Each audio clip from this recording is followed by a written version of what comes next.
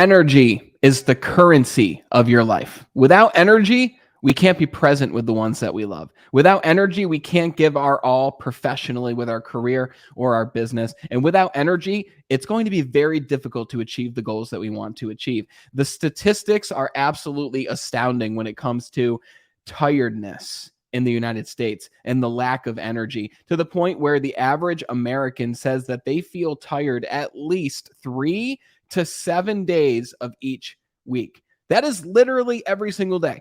And you might be wondering, well, what can I do to have more energy?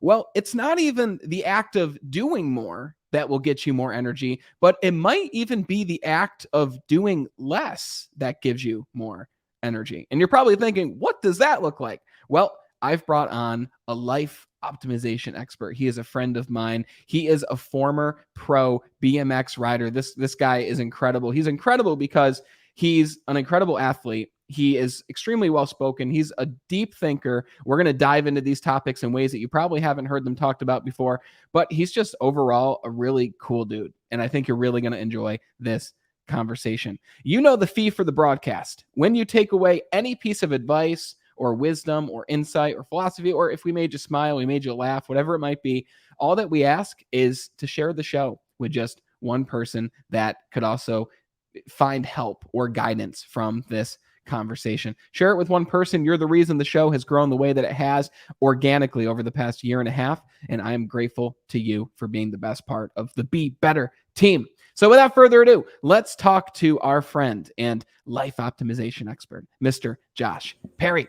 And for those who don't know Josh, Josh is an optimization strategist who helps people dial in their mindset and their health so they can increase their performance both personally and professionally. Josh's passion for helping others was born during his experiences battling multiple brain tumors over his career as a pro BMX athlete and his pursuit of helping himself survive and continue to successfully live his dream. Josh believes that he is alive to share his story and help others with all that he has gained. And he's here to do that with us right now. Josh, it's great to have you on the show, brother. Yeah, thanks, Ryan. I appreciate it. And good morning to you. And on the intro, it was cool to see you with a beard. My younger brother always could grow a full beard and always made fun of me because I was, 3.5 years older than him, but couldn't. So I appreciate seeing that. No, it's cool, man. Yeah, I had a friend of mine who has like a long beard, and he's like, dude, you need to grow it out at least once. And I was like, I don't know if that's the look for me. And he's like, you just need to grow it out to see what it would be like. And I'm like, okay. So I did. And I found it to be a lot more work than I like to do, especially being a bald dude. Like, it's just easy for me, and I didn't want to add complexity to my easy routine. So it kind of goes to what we're talking about, energy, right? Every morning I was expending energy doing something I didn't need to be doing. So I was like, I'm just going to bring it down. I'm going to bring it close, just like you have it right now. It's a clean look. Mine's default because I got like random patches where it doesn't grow, and then scars under my chin from hitting my chin off my handlebars and things like that. So I just, I tried to let it grow out one time, and I just found myself like combing it over patches. And I was just like, this looks terrible. So you rock it, man. Shout out to you and all the other people that can grow a full beard. Heck yeah. The beard gang. Let's go. So let's talk about your story, man, because you have a fascinating story of being a pro athlete and then becoming a speaker and helping people optimize their life and improve their life. And it's a very unique story because, okay, I was going to tell you this before we went live, but I looked up videos of you riding. And dude, like, I grew up skateboarding. Like, I was not very good. I could ollie, but I was heavily into like the skateboard scene. And BMX was obviously big at that time too. BMX, rollerblading, probably not the terminology. Rollerblading used to be a very like widely viewed sport, like the other ones, and then it died off at some point, and it's just big in Europe now. But yeah, that was back in those days for sure. It was badass though. I mean, the trio of those three sports coming together were pretty incredible.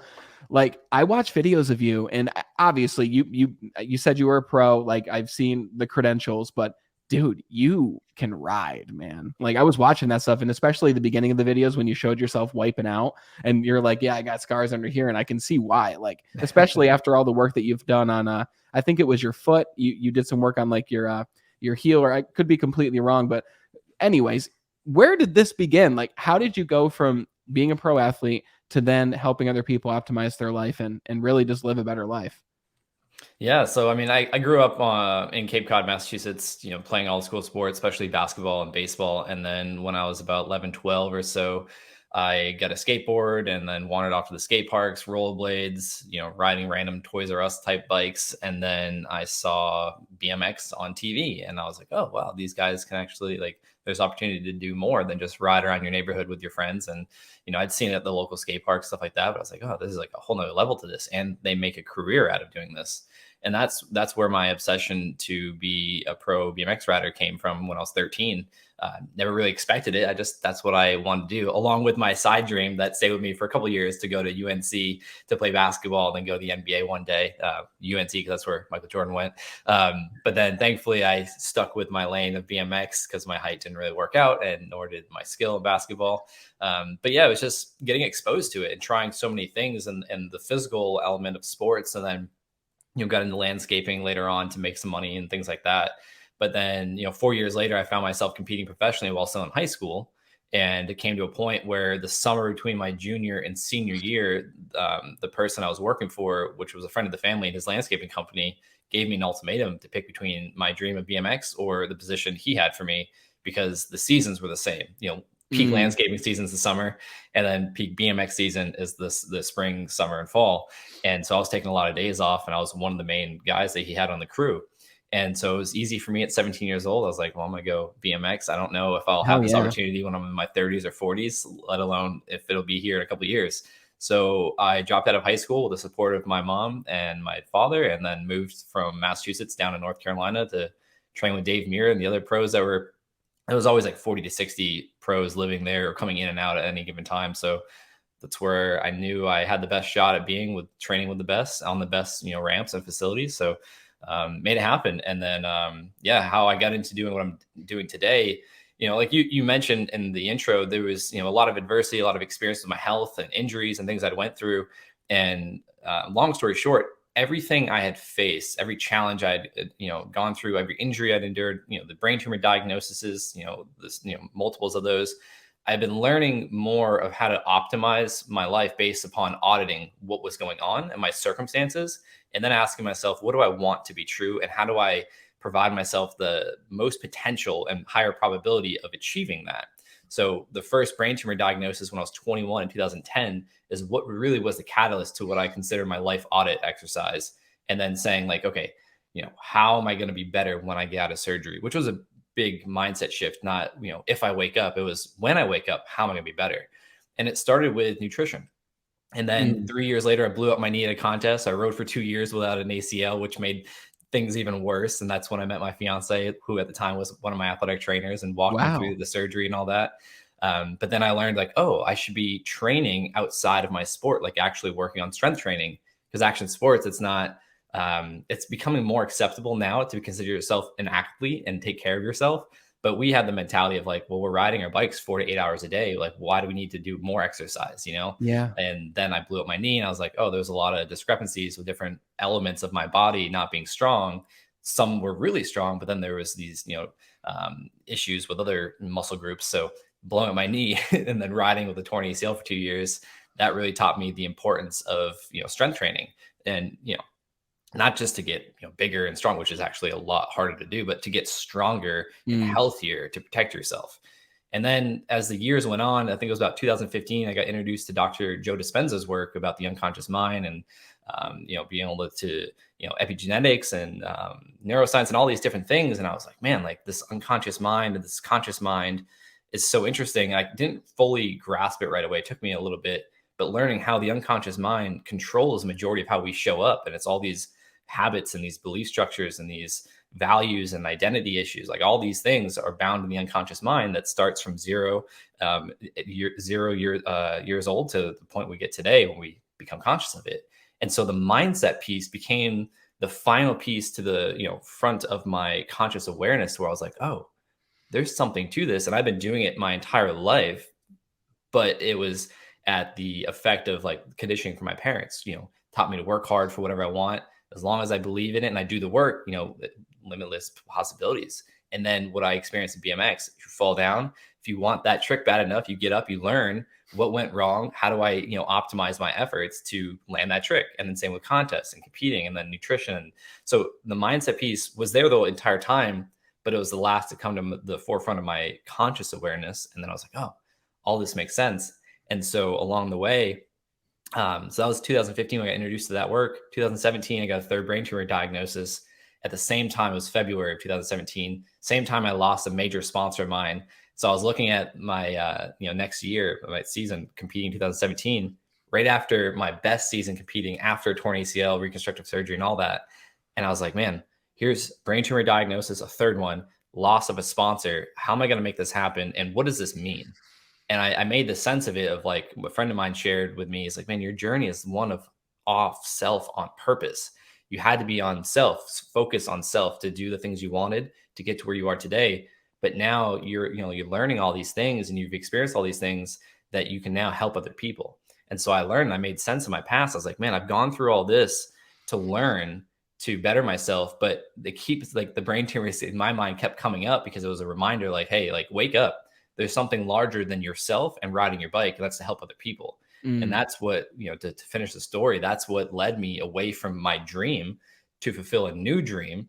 And then speaking, came in, a little bit after that as an opportunity that fell into my lap. So it really just took me being focused on what I wanted to do with my life, that dream as a child, everything I could do to make it happen. And then along the way, I went through a lot of experiences, a lot of adversities, mentally, physically, with my health, relationships, different things like that.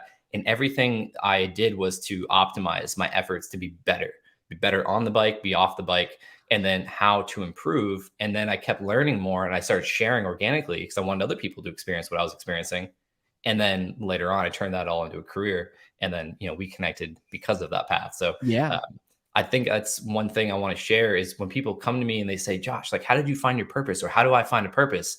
I don't know what my purpose is. What I love saying is, in that case, your purpose is to be the best version of yourself and chase whatever sets your heart on fire. Because along that pursuit, you'll learn things that you'll be able to share with other people. And then once you get out of a place where you think that you're drowning in life, like you're so focused on self because you want to get to the next level, you want to provide for yourself and your family, you'll be able to breathe. Then you'll be able to look around and you'll be like, oh, I can share this with the world. I can share this with my community, whatever it is. That's what allows you to go from self to purpose, is when you finally feel like you can breathe. It's fascinating because it's as if you understood instinctually these success principles when you started riding BMX, but you later learned intellectually how all those principles worked and really what was in charge behind the actions you were taking, because it takes a really special person, man, to go pro in any athletic pursuit. Like there's a big difference between someone who dabbles in it, like me with skateboarding, and someone who goes on to become a pro skateboarder. And I don't believe that someone's born to do that. We might disagree there. I'm curious to hear what you think, but it takes consistency and discipline and drive. And what do you think set you apart that allowed you to go pro versus just dabbling in this? Like, was that your purpose? Was that what set your heart on fire? Like, was that what it was for you? So that's such a loaded question, and I love it. And so, no, I don't believe people are born to do things. I think people can make meaning of that upon, reflecting, let's say, we look back on Will Smith's life, for example, and it's like, oh, he was meant to be, a great rapper and a great comedian and a great, actor and then this and that. It's like, but at the time, was he born to do that? I don't think so. I don't believe in that. But for me, BMX was not a thing that came naturally. I had to put a lot of work and effort into it, where I saw my friends just picking up tricks really quick and organically. One of my mentors and childhood heroes and friends now, Mike Laird, was the same. Like, and he was like Dave Mears, one of his best friends growing up riding. I looked up to the both of them.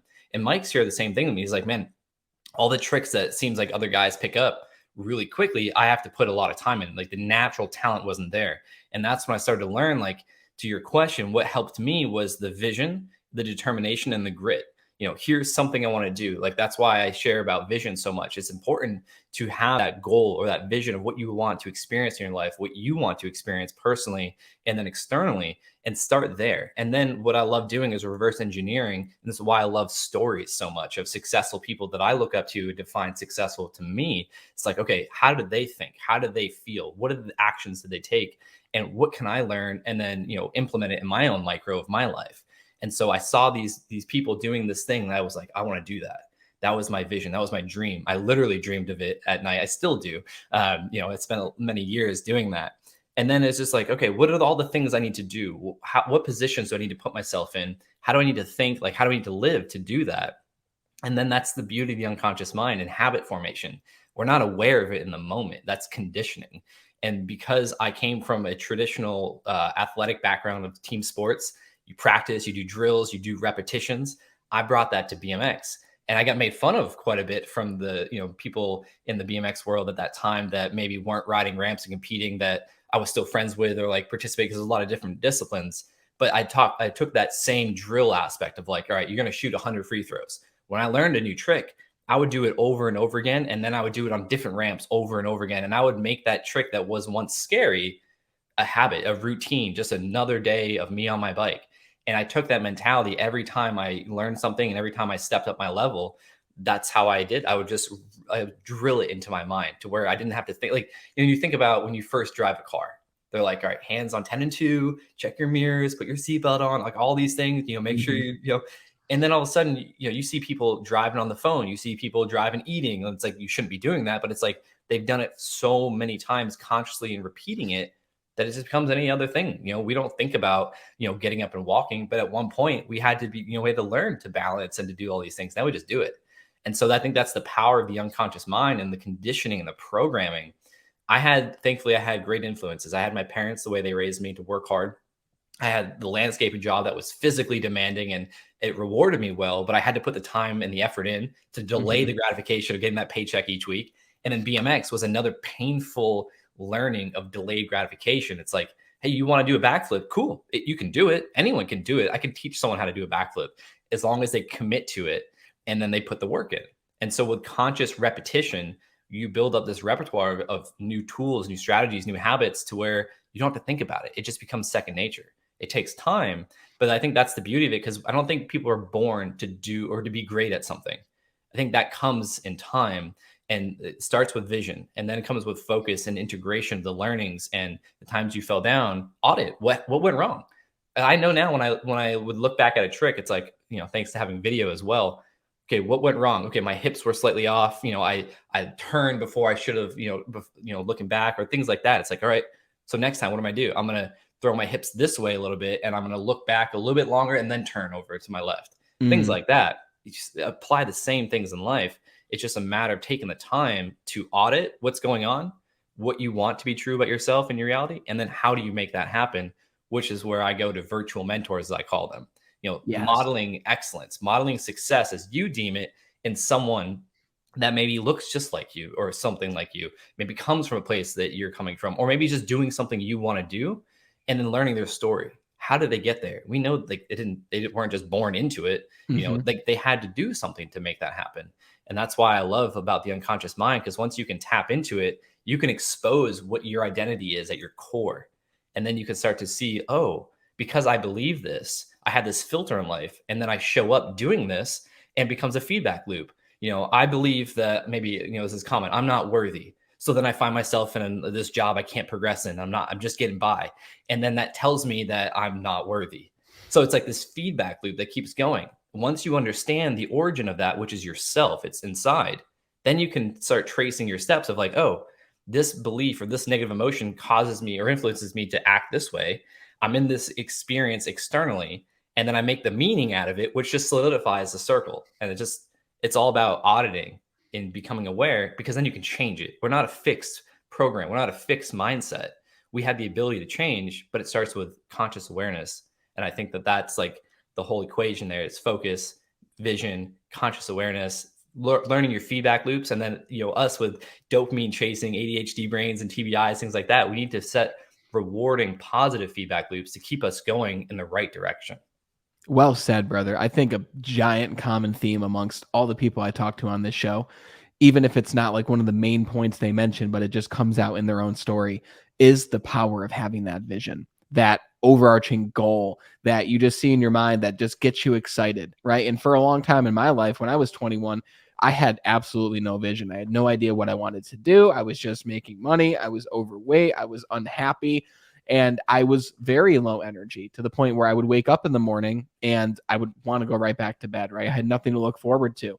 But once I experienced new things, which I think is a big part of this, and once I started to train new salespeople and speak to sales teams, I was like, wow, I really like doing this. So that's when I did something very similar to what you said. I went and found virtual mentors, Tony Robbins, Jim Rohn, Les Brown, all these big names. And I was like, dude, you can get paid to do this. I was like, this is what these people do for a living.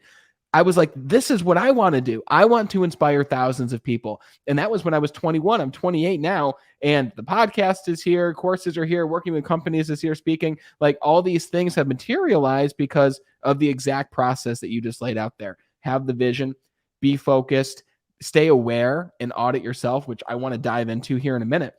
But for those listening, like, what is your vision right now? Like all these things that you're doing, what is the end goal? Even if it's the end goal of a specific chapter of your life, because let me ask you, Josh, like when you started BMX, what was your vision when you realized I'm going to take this thing all the way? Like what was your vision at that time? Yeah, my vision was to do exactly what I saw, the guys doing on TV and the magazines and DVDs, or back then when it first started, VHS tapes and things like that. And so the vision for me was like, I just want to be doing all that. I want to be competing. I want to be working with sponsors. I want to be traveling to compete and to film these video parts. And I want to be shooting photos for magazines and going on road trips. And I did all that and Mm, some that I never fathomed being possible, which was being friends with those people that I looked up to and considered heroes. I posted them on my wall, been to countries that I never fathomed going to, which the average American isn't even allowed to go. You have to be invited by the government because of wow. certain religious, restrictions and things like that. And so I was just like, wow, like I did so much. And so when I left BMX, which was 2018, 19, I was no longer competing or performing professionally, maybe like a corporate performance opportunity here and there, but nothing full time.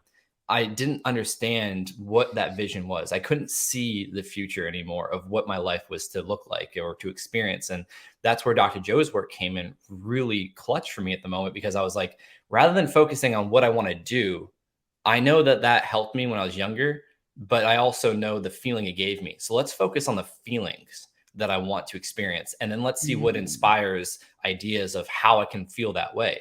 And so I was already pursuing, helping people with their mindset and their health as a coach. I was already experiencing being asked to speak and being paid to speak. I was already creating content. I was already working with brands. And this is after BMX. I was taking the same formula and applying it as a speaker and a coach. It's still what I do today. But I didn't have that clear vision. I didn't know what I was working towards, besides the fact that I said, I just want to help people. And so I mm, went through a depressed state for about 2 years. And it was actually my brother passed in 2018. So I felt obligated to ride for him because he wasn't here anymore. And I felt guilty if I didn't ride because, this person that I loved is no longer alive. Many other people are alive and not able. And here I am, trying to do something else, but I have an able body. And at that level, why should I not, why should I stop? Why shouldn't I, keep doing that? But it came down to that vision. And I was like, I felt lost for the first time in my life since I don't even know if I had a time where I didn't know what I was working towards, which is why I'm so focused on goals and progressing, because it keeps me moving forward. It draws me out of bed every day. It draws me towards something. So during that time where I was like, what does my future look like? I was already looking at it, but I didn't have the emotion attached to it. As a child, you're like, I want to do this, and like you're getting excited about it. I was dealing with imposter syndrome, leaving the BMX world, and like, oh, I see myself speaking on stage. I see myself running a coaching business, but I felt inadequate. I felt mm. like an imposter. I felt lack. I felt stress. I felt like, who am I to do this? Or I believe like, I'm not good enough, like all these things. So that's where, the whole unconscious mind comes in, because I was dealing with all these negative emotions and limiting beliefs that were distorting the visibility for that vision with total confidence and excitement. So today I continue to work through it, but I hired a coach a couple years ago to help me specifically with that aspect of my being and how to progress forward. So where today I can see myself like what we're doing right now is a part of that vision, Yeah. but also, once I get my books published, it's going out and speaking and creating my own speaking tour. Right now, one of my best friends and I are creating a joint venture of our coaching opportunity to move into the corporate world and helping them optimize their mindset and their health so they don't burn out. So that way they can be, optimized with their job and sales or whatever it is, but then also be present with their family and, save their energy for what really matters to them. But I also see myself, creating all these things to the higher up if I want to be able to have my own nonprofit that raises money and directly funds families and individuals in need with anything to do with their brain, whether it be a TBI, be a mental health challenge, it be cancer, tumors, whatever. So it's like all these stepping stones that lead to this higher arching theme of like helping people. All of them have that, but I want to be able to. I hate the fact that we live in a society where people can't get good health coverage or can't get the support they need or can't get, these types of things because of money being a challenge. Because oftentimes it's not even the person's fault. They're born into that. I was born Mm. into a working class family that paycheck to pay bills, I don't even know how I got a bike. And I don't want the difference of someone getting to be healthy or not be the, money be the difference. So that's where my whole theme of like I love helping people see beyond their circumstances. If I have a nonprofit that's like, hey, you qualify because you're in need, you're going through this, so you're a good match, but also you want to better yourself, you want to better your life. Well, let's help you do that. You have to show up and do the work, but also let's give you that opportunity. I had people that gave me an opportunity, and I want to be able to do that for others. So that's my vision, is all these different stepping stones leading up to the higher one of the nonprofit, be able to give back in the manner that I see fit, which is helping people with what they're going through, whether it be medical care, it be their rent or their mortgage, or it be, I can't fathom being where I was, but having a family to support at the same time. Mm. Every time that I've gone through what I've gone through, even last year, which was a little different because of my fiance and I was either responsible for just myself, or even last year, my fiance and I share life together. And I can't imagine if we had kids, if I didn't have the business model I had to where I was still making money, but I wasn't having to go somewhere to earn that money. I Hmm. don't want someone to be going through that experience and be like, how are we going to pay our bills? How are we going to put food on the table for our kids because I can't work or their partner can't work? And that's a reality we live in today in America. Yeah, I think even a lot of people put their own optimization of their own life after the needs of their family. And logically, it makes sense. Like, I'm going to take care of them as long as they're taken care of. I'm happy. But if you're not feeling great, if you're low energy, if you don't have this overarching vision, then it makes it very difficult for you to support your family. And then they see you in this state of disparity. They see you in this state of not living up to the life that you want to live. And it reminds me of my dad. I mean, he took care of us. He created a great life. And now he gets to enjoy that because we're out of the home. But throughout all those years, he didn't really do much for him. Right. And on a scale of 1 to 10, the happiness probably would have been 5 or lower. And it doesn't have to be that way. Right. You can feel great now. You can have great energy now. You can have that vision and then take care of your family. And I truly believe that you have to come first. And if you can't put you first, then it's very difficult to put other people before you. So I love this concept that you have of auditing your life. And I've never heard it described in this way. But let's say you're helping someone to live a better life and optimize their lifestyle and whatever else it is that they're doing, and they want your help, right? What does it look like for someone to audit their life and bring awareness to what it is that is their lifestyle? Yeah, I mean, and there's a few exercises that build upon each other, but the first one we just sit down and we just talk about, okay, what is it that you want to experience someday? What is it you want to be true about yourself personally and your life inside and out?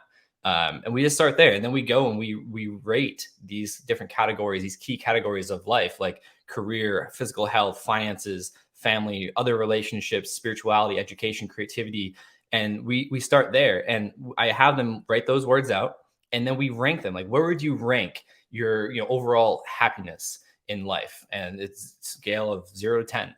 Same thing with physical health, relationships, with career, all these things.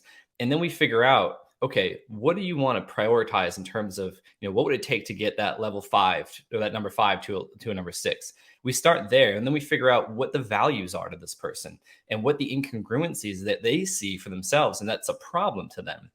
And then we go into discovering, okay, the meaning that they're making unknowingly about these problems. Because then, someone may come to me and they may say, hey, Josh, I got I'm successful in my career, my family, the house, but like, and this is common, but I'm like 50 pounds overweight. And they may want to just get their health in check. But when we go through this auditing process, we may see your health is actually evidence of the presenting problem, which is your choices, which is actually evidence of the deep rooted cause that you're not believing in yourself to be healthy, or you believe that it runs in your family, so you're never going to be healthy, or that you're not good enough, or that you don't deserve to be healthy and happy.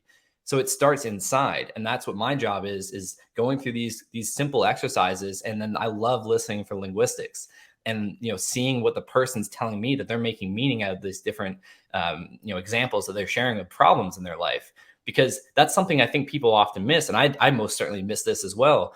And it's a concept that I was taught that, okay, we have a problem with X, Y, or Z, whatever it may be.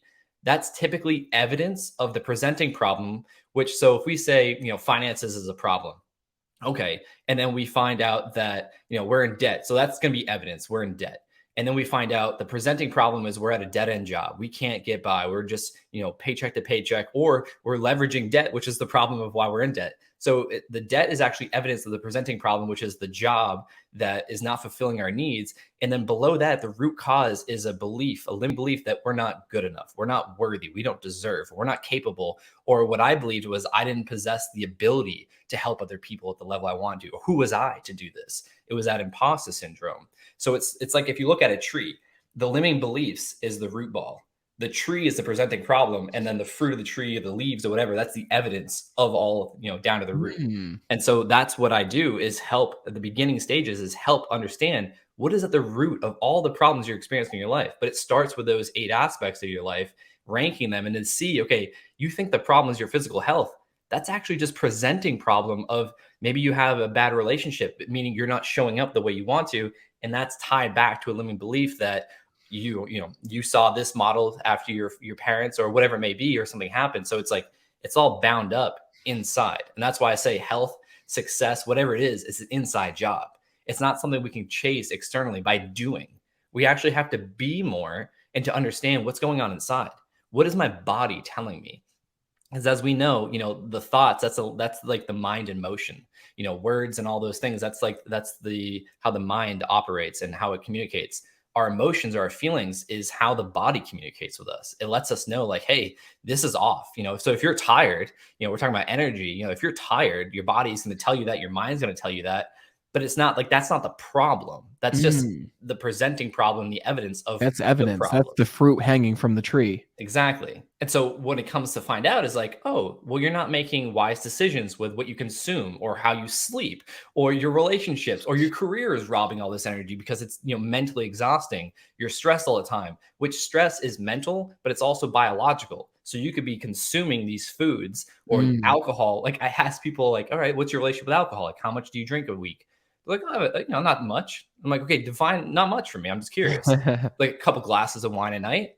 I'm like, so 3 to 5 bottles of wine a week? And they're like, oh, I never looked at it that way. Like, that's robbing you so much energy, because your body has to use energy to get what it converts to as ethanol out of your body, so you don't die.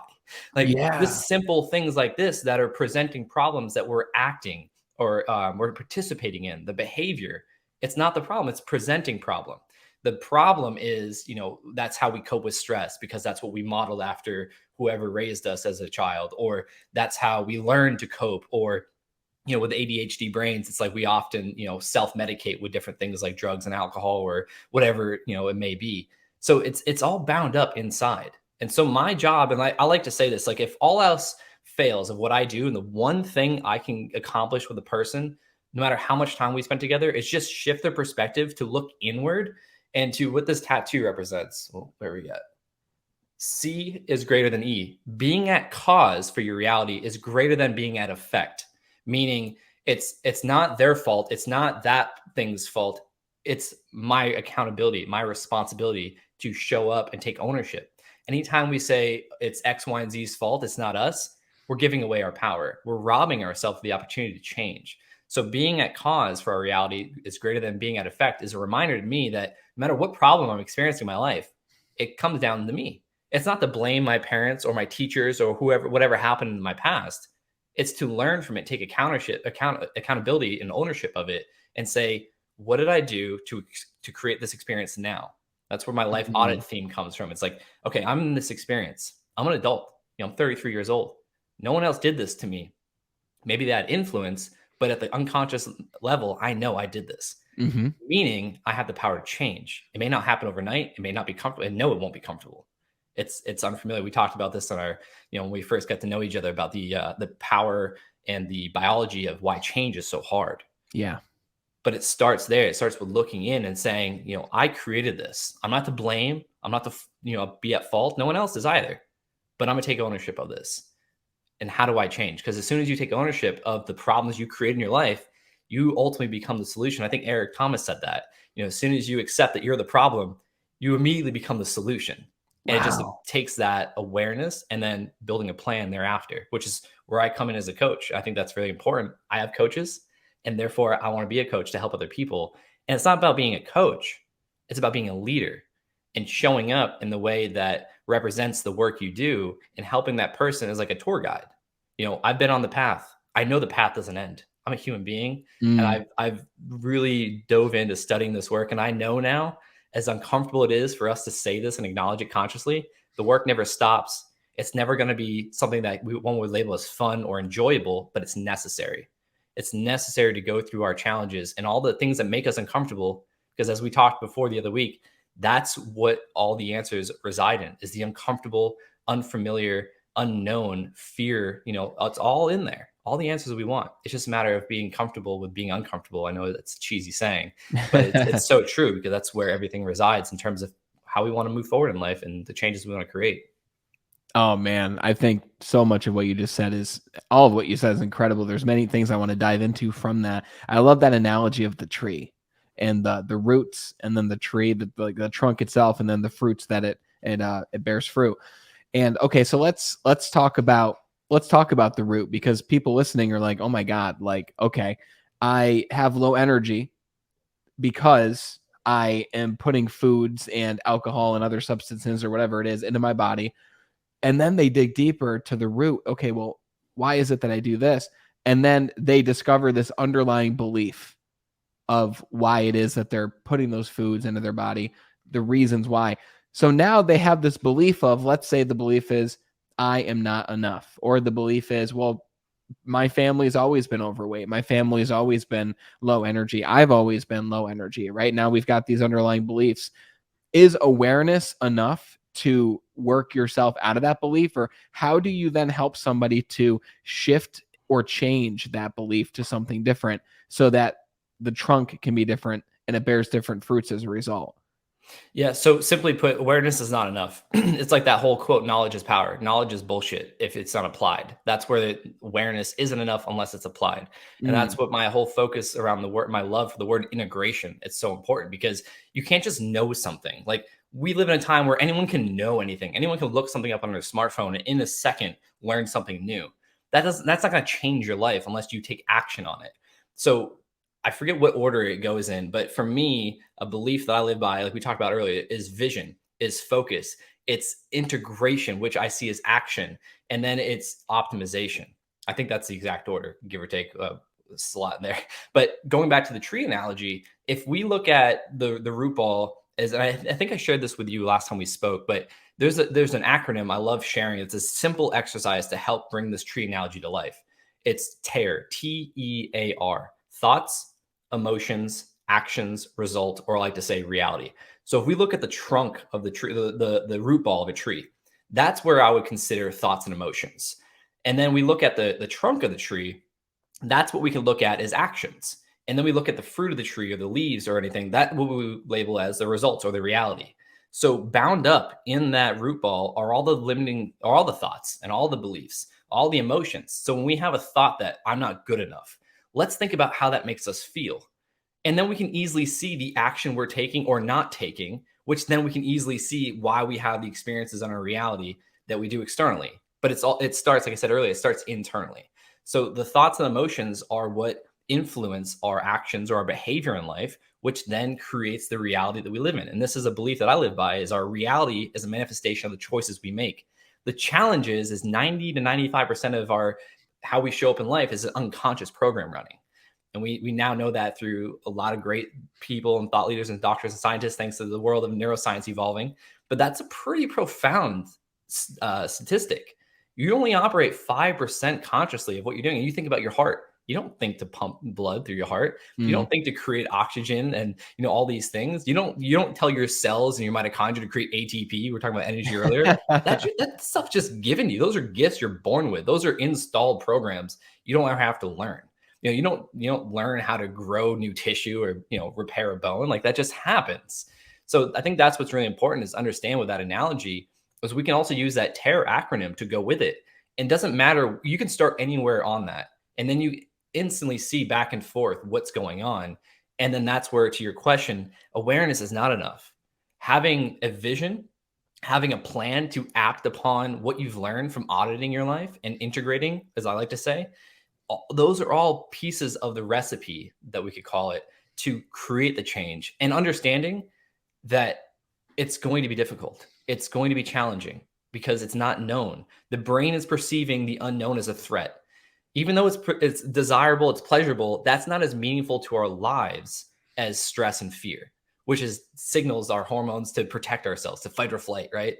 That's a concept I think people need to understand is like, we can want the best life. We can feel good about it now, but it's not as meaningful to us as when we think about fear and anxiety and stress, because that's signaling to us to run. Yes. When we go to change, it may be the best life ever, but it's not yet known to us. That's why practicing meditation or different journaling exercises or constantly reviewing your vision is so helpful, because it builds those emotions that allows you to push through the fear. That's what courage is. It's not the absence of fear. To me, it's the acknowledgement of fear, but pursuing what you want to do anyways, even though you know it's scary, even though you feel all those emotions, because you know what's on the other side. So I think that's what's important about your question is, no, knowledge is not enough. Being aware it's not enough. You have to apply or integrate the awareness, and then you have to stay consistent. And we know it takes about 66 days on average, again, average, some a little bit less, some more, to create a new habit. That's all change is. It's creating new unconscious habits. It takes conscious repetition over time to do that. But you have to understand what actions are being influenced by what emotions and thoughts. And that's why the audit theme of like using that tree as an analogy with the acronym of TEAR is so helpful. It's so simple, but it can be profound and can change your life if you apply what you learn. Damn, what an incredible acronym. I love that. And I don't think we talked about that. I don't remember talking about it because I think I would have remembered it. But the way that goes along with the tree, like I'm going to be talking about this moving forward, because I love how you take it and you place it into a picture. And it's beautiful, because if you find that root cause, right? And for those listening, ask yourself, what are the thoughts that I'm thinking on a daily basis? Because those thoughts turn into your actions. Those actions turn into your reality that you're living now and the results that you get. What are the thoughts that you're experiencing? Awareness is the first step, but like you just said, Josh, it's not everything. And ask yourself instead, what are some thoughts that I would love to foster? What are some thoughts that I'd like to think more? Even more so, now that you have a vision, find people who are living in that vision and ask yourself, what thoughts are these people experiencing on a daily basis? What do they have to think? Model the thoughts that work to get to the vision that you want to get to. Write them down and do something to feed yourself those thoughts as many times as possible throughout the day. I read this book when I first started my personal development journey, and it was before I even knew that personal development was like a thing, as crazy as that sounds. It's called The Greatest Salesman in the World. And I was a salesperson. That's why I bought the book, but the book had nothing to do about sales. The book was all about reading this passage that helped you to download specific beliefs and thoughts over the course of 30 days. Every 30 days, you would read a new passage, and every day you would read it multiple times throughout the day, because Napoleon Hill talked about the idea of autosuggestion. The fact that you can tell yourself something over and over and over and over, and eventually you believe it. And the reason you have these thoughts that are recycling every day, guys, is because you're thinking them over and over and over. And it's not because you necessarily want to, but it's because you've always been doing it. So what if we instead practiced a different thought? What if we instead practiced different beliefs, even if it felt alien at first, even if it felt strange, and if it felt like you were an imposter having these beliefs? What if you just read them and did your best to embody them. And even at the beginning, it felt strange, but you did it anyway. After the course of 30 days, you're going to say them and you're going to believe it. It's like how a liar believes their own lies. It's like how some criminals can pass a lie detector test, even though they later admit that they did do it. Well, how did they pass the test? They convinced themselves, right? So what new beliefs can you foster? And I'm curious from you, Josh, how can we, because you talk about it's not about doing more in order to have more energy. It's about eliminating those things that we are doing at times so that we can have more energy, like what you mentioned with the alcohol earlier, not having the 2 glasses of wine each night, maybe going down to 1, or maybe eventually going down to none, right? And that will give us more energy. Like, what are some actionable things that are common for you to help your clients to act upon once they're aware of these limiting beliefs? What do some of those actions look like that people listening right now can take away and use in order to have more energy, but not just that, but to create that vision and feel better about themselves? Yeah, so I think it breaks down everything I do and talk about breaks down into mindset, into physical health and energy. And when you have the awareness to, okay, what thoughts are you having, and then what emotions are coming from that, is to really start auditing, what actions am I taking? And then with the mindset piece, is like, all right, let's create a sense of awareness, even if it's after or during the fact. Catch yourself. And then this starts with having a plan first of like, when you catch yourself either during or after, or even before, ideally, but it takes time to get there. What are you going to do instead? That's where the resistance is going to show up, because you've been stuck doing this thing for so long that it's become such a habit that it's going to be uncomfortable. It's going to be unfamiliar, especially when it comes to things like relationships and communication. And I go through this with my fiance all the time, which is why we're a great partnership. And I love her so much, but it's like, I'll catch myself in the wrong and my ego will be attached to being right, that I feel so uncomfortable trying to admit like, yeah, I messed up. You're right. I'm wrong. But like, and I've had that conversation in my mind and I'm still like, why are you still arguing this, Josh? Like, and it comes down because still processing trauma from my past and not being heard or believed or whatever it is. So it's like in those moments, I have to, okay, I'm wrong. Let's think of a new thing. It may be as simple as saying, yeah, I'm wrong. I apologize. But what it comes down to though, is first creating that awareness like you talked about, and then creating a plan. Okay, so you figured out that you do X, Y, or Z, and that this feedback, keeps fueling itself. Okay, so what is the plan for next time you catch yourself doing the first thing on that, which is maybe getting stressed about something to do with work or the kids or whatever? Life happens. We all have our own forms of stress. What do you do after that? Oh, you tend to go, smoke some cannabis, or you happen to go and, use some alcohol, or you go and whatever it is. Okay, if that's not serving you, which alcohol in my mind isn't ever serving us, maybe, we can talk about that another time, but we would all agree that probably using alcohol as a coping mechanism isn't healthy. So if that's what you're doing, then you can see how you feel after that and how your day just continues going over again like a record player. And then as the record player goes, think about if the needle just got deeper and deeper every time. You're getting deeper rooted in that habit, in that loop. So it starts with awareness, then it starts with a plan. When you catch yourself in that groove, doesn't matter if it's during or after. It's probably going to be after. But even just thinking about, okay, next time that happens, remind myself I can do X, Y, or Z. And that's what coming up with a plan and a strategy is so important, because awareness isn't enough, like we talked about. And being aware after the fact isn't enough. It's having a plan, a strategy to where you catch yourself after, okay, even if it's after the fact, what can I do now? It may be something like, hey, you're going to call up a friend or a family member, or it's like you're going to jot it down, or whatever it may be. You're going to do the act of what you wanted to do. It's just like creating that, as you said, the power of suggestion, but it's creating that association in a positive, rewarding way to where even if you messed up, don't look as messing up, look as an opportunity to learn and act the way that your plan was congruent to. So it starts with awareness, then it comes up with a plan for a strategy to implement once you catch yourself during or after, and then acting on it. And through conscious repetition. And I think another thing to add to this is 2 things: is one, having grace with yourself, knowing you're not perfect. You never will be. You're a human being, and giving yourself that grace. That was huge for me. And 2 is not holding on to this attachment, this idea of attachment and control. Because we the more we do that, the more we rob ourselves from seeing what's in the moment and having the ability to change. We know there's no such thing as control. We can maybe to a degree control how we respond to events, but we can't control what happens, which is why I love going to the gym and making my own form of adversity to overcome, because it's going to make my mind more resilient to things that are outside of my control. So that's another thing, is to let go of this idea of attachment. And there's a line in one of my favorite songs that goes, I'm holding on to the idea of letting go. So I'm holding on to detachment. So it's a weird concept, but it's like we get so wrapped up into holding on to things and not letting them go that he's saying he's holding on to the idea of letting go, surrendering to the process. Yeah. And it's a huge challenge. But if you can have grace and have more curiosity rather than judgment of yourself and others, stop labeling things as good or bad. Just it is what it is. It's a Buddhism philosophy. Like there is no meaning unless we give it meaning. Yeah. So you did something that you're not proud of. You don't have to judge yourself for. You don't have to label it as like that's something I did wrong.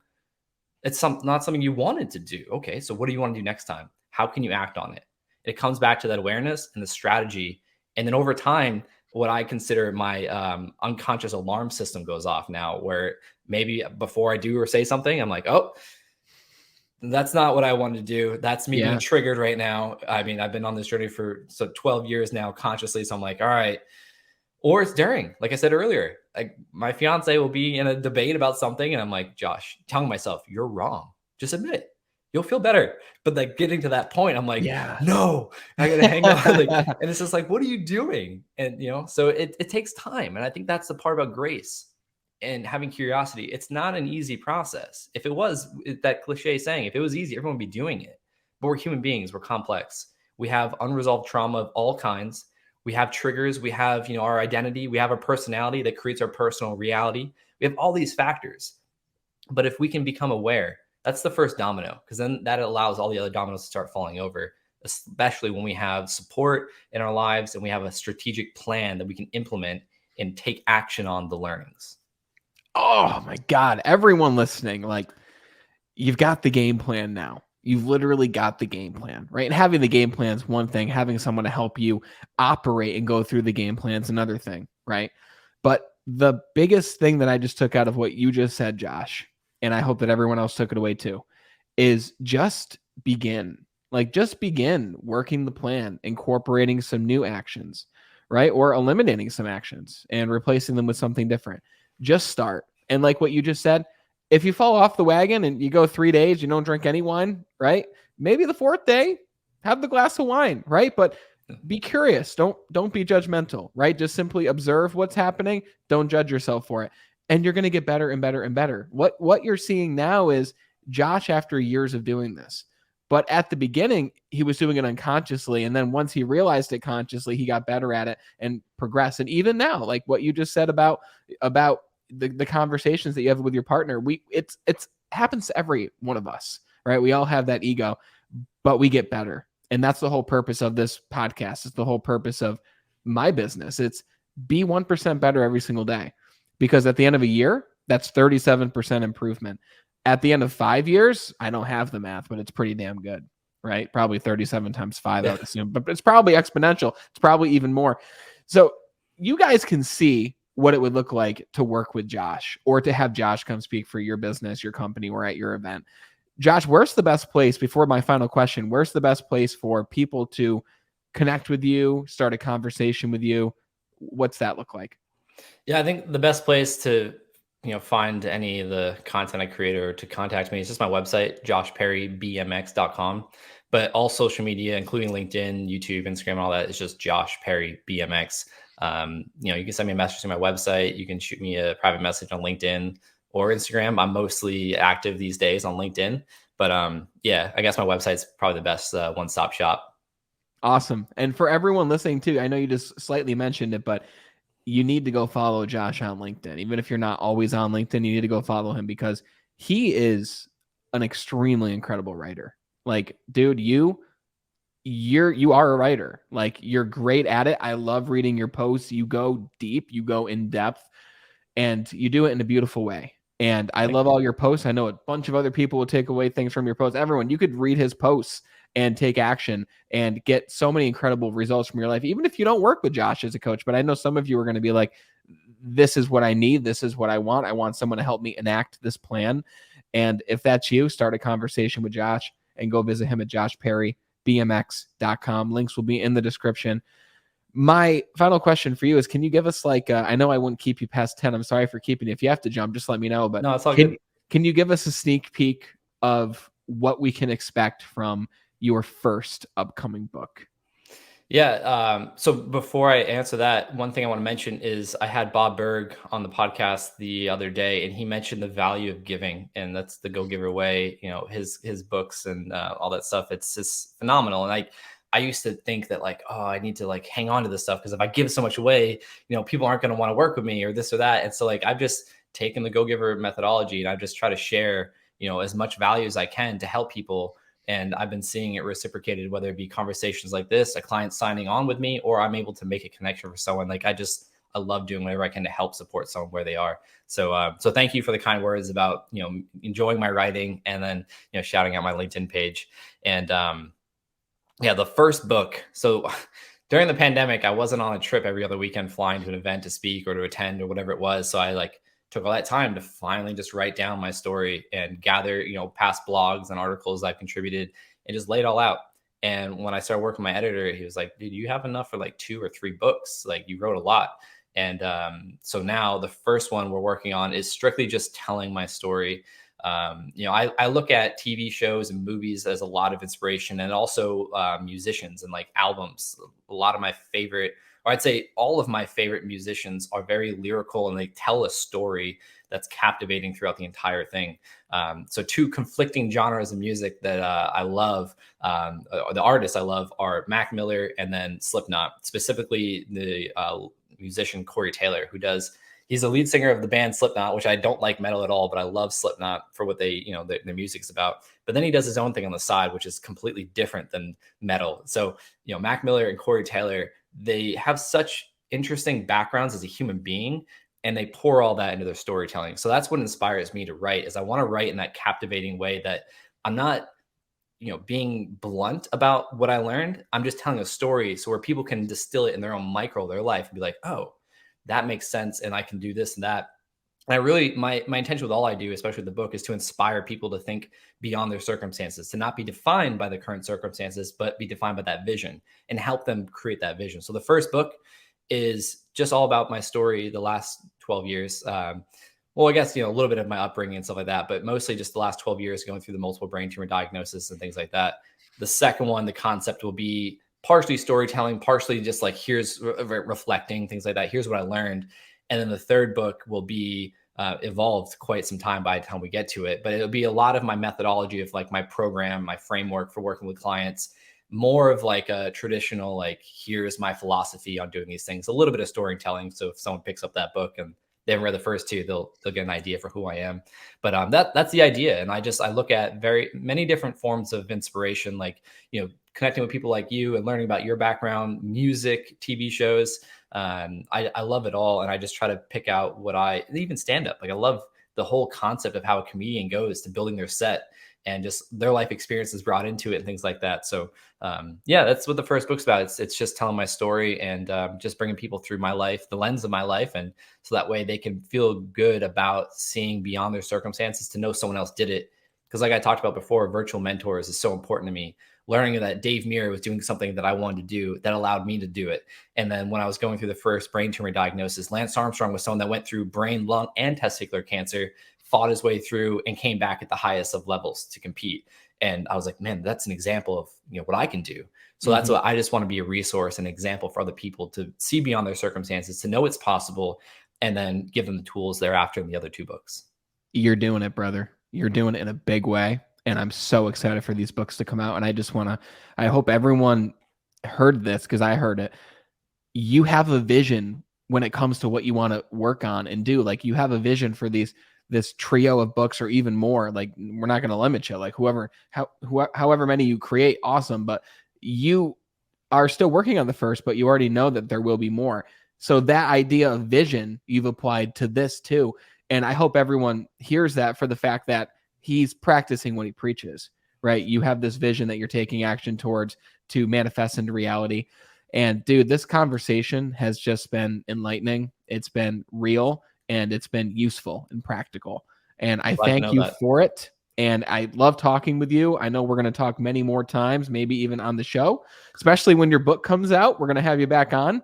But dude, I'm just excited to follow your journey and see how you continue helping people and giving back and just sharing your message. So I'm grateful for this.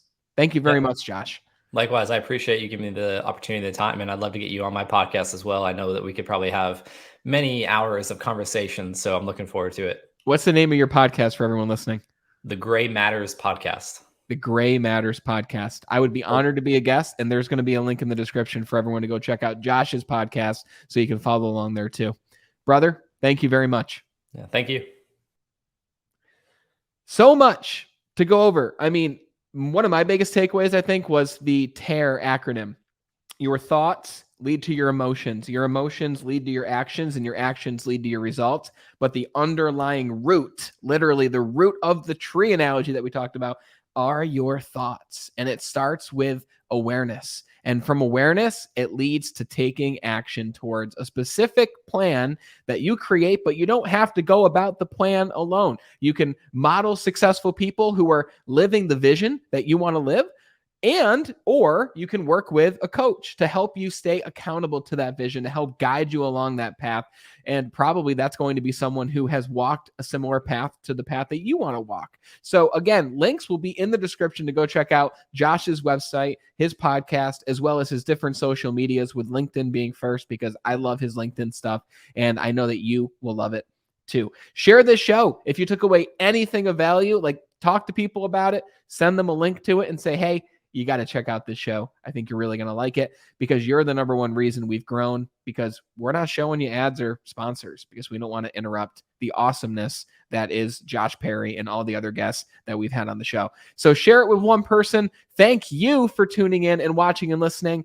And until we talk again next time, continue to be better.